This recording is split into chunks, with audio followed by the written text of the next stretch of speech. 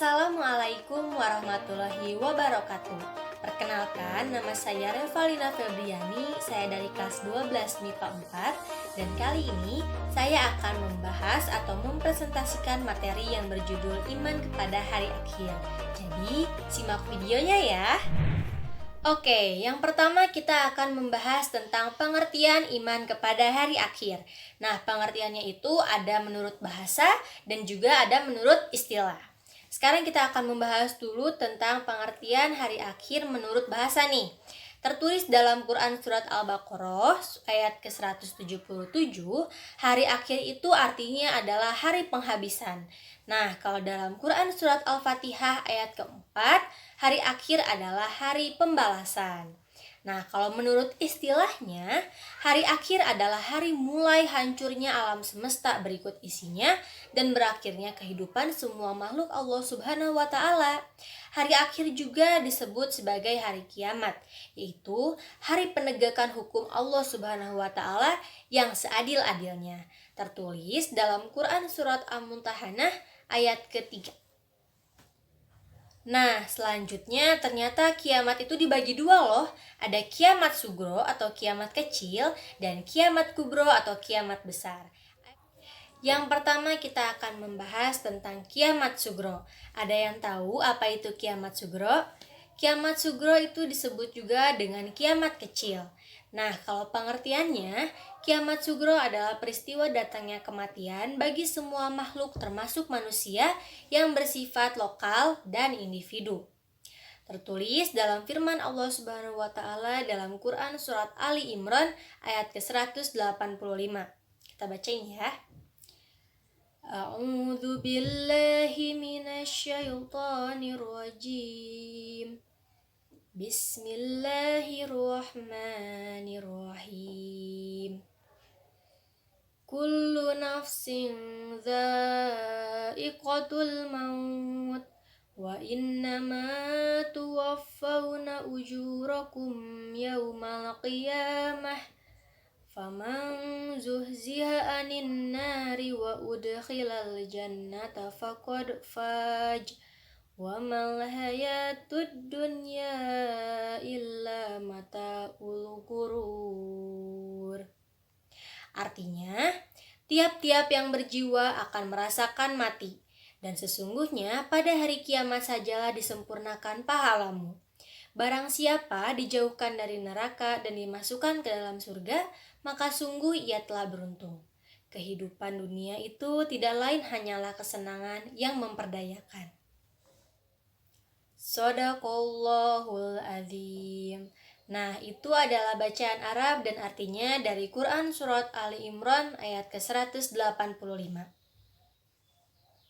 Sebelum terjadi hari kiamat, mereka yang telah mati mengalami proses awal kehidupan akhirat yang disebut sebagai alam barzah dalam Quran Surat Ar-Rum ayat ke-55-56. Alam barzah adalah alam yang menjadi batas antara alam dunia dan alam akhirat. Selanjutnya, ada peristiwa-peristiwa yang harus diimani yang akan terjadi sesudah mati. Antara lain, yang pertama adalah fitnah kubur dan yang kedua adalah siksa dan nikmat kubur. Selanjutnya kita akan membahas tentang kiamat kubro atau kiamat besar. Nah, kiamat kubro adalah peristiwa berakhirnya seluruh kehidupan makhluk dan hancur leburnya alam semesta secara total dan serentak. Proses terjadinya hari kiamat dijelaskan oleh Allah dalam banyak ayat, di antaranya ada dalam Quran Surat At-Takwir ayat ke-1-3. Kita baca ya.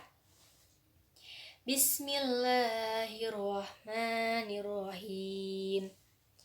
Idzas samsu kuwirah wa idzan nujumu kadarah wa idzal jibalu suyirah. Artinya, apabila matahari digulung, apabila bintang-bintang berjatuhan, dan apabila gunung-gunung dihancurkan. Nah, itu adalah gambaran nanti apa yang akan terjadi di hari akhir atau hari kiamat.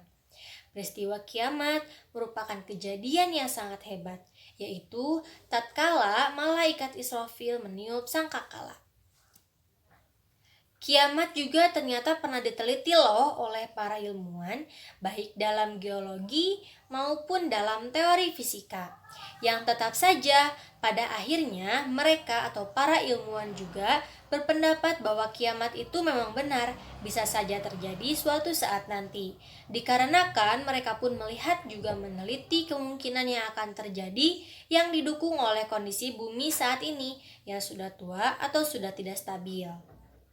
Berikutnya ada yang disebut dengan periode akhir atau tahapan menuju alam baqo. Yang pertama itu adalah Yaumul Ba'ats. Yaumul Ba'ats adalah sesudah hancur dan musnahnya alam semesta termasuk manusia, terjadilah hari kebangkitan. Jadi Yaumul Ba'ats adalah hari kebangkitan. Selanjutnya ada Yaumul Hasyr. Yaumul Hasyr yaitu hari berkumpulnya manusia setelah dibangkitkan dari kuburnya masing-masing. Yang selanjutnya adalah buku catatan. Jadi setelah adanya Yaumul Ba'ats dan Yaumul Hasyr, dikasihlah tuh manusia buku catatannya masing-masing. Lalu ada Yaumul Hisab dan Yaumul Mizan. Selanjutnya adalah As-Sirat. As-Sirat adalah jembatan yang terbentang di atas neraka menuju ke surga. Selanjutnya ada Yaumul Jaza, yaitu suatu hari ketika semua manusia akan menerima balasan Allah Subhanahu wa taala. Dan yang ketujuh itu ada balasan perbuatan baik dengan surga, dan yang kedelapan ada balasan perbuatan buruk dengan neraka. Berikutnya ada hakikat beriman pada hari akhir. Banyak ayat dan hadis yang memerintahkan kita agar meyakini datangnya hari akhir. Di antaranya adalah firman Allah Subhanahu wa taala pada Quran surat Al-Baqarah ayat keempat berikut ini. Kita bacain ya. Bismillahirrahmanirrahim. Walladzina yu'minuna bima unzila ilaika wa ma unzila min qablik wabil akhirati hum yuqinun. Artinya, dan mereka yang beriman kepada Al-Quran yang diturunkan kepadamu Muhammad dan kitab-kitab yang telah diturunkan sebelum engkau, dan mereka yakin akan adanya akhirat.